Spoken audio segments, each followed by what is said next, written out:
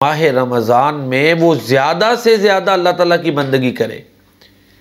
तो इस हवाले से कुछ आमाल ऐसे हैं कि जिनको अगर हम अपनाएं, अज़्म करें कि हमने ऐसा करना है, तो इस तरह हम माह रमज़ान से ज़्यादा इस्तिफ़ादा कर सकते हैं, ज़्यादा से ज़्यादा अल्लाह की बंदगी कर सकते हैं।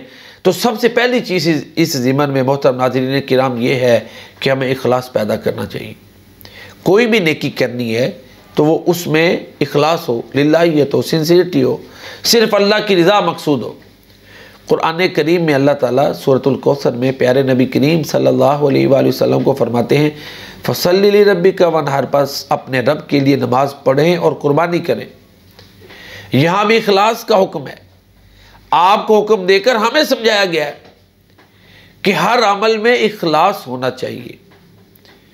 सूरतुल अनाम में अल्लाह ताला फरमाते हैं, कुल इन्ना सलाती व नुसुकी व महयाया व ममाती लिल्लाहि रब्बिल आलमीन, कह दो बेशक मेरी नमाज, मेरी कुर्बानी, मेरी हयात व ममात अल्लाह के लिए है जो तमाम जहानों का रब है।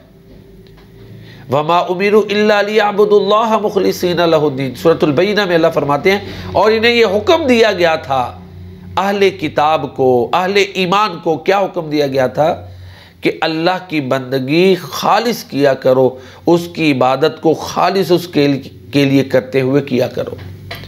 तो मोहतरम नाज़रीन, माह रमज़ान में एक बंदा मोमिन और मुसलमान को ये अज़्म करना चाहिए कि मैंने जो भी इबादत करनी है वो अल्लाह की रज़ा के लिए करनी है। आम ज़िंदगी में भी ये अज़्म हो तभी कामयाबी है, और माह रमज़ान में ये ख़ास तौर पर अज़्म व इरादा हो कि मैंने किसी के मुकाबले के लिए नेकी नहीं करनी, इसलिए नहीं करनी कि फ़लाँ नेकी कर रहा है तो मैं उससे बढ़कर नेकी करूँ, नहीं, सिर्फ़ अल्लाह की रज़ा मकसूद हो। अल्लाह ताला हमें अपने नेक आमाल में इखलास अपनाने की तौफ़ीक़ अता फ़रमाए। आमीन या रब्बल आलमीन।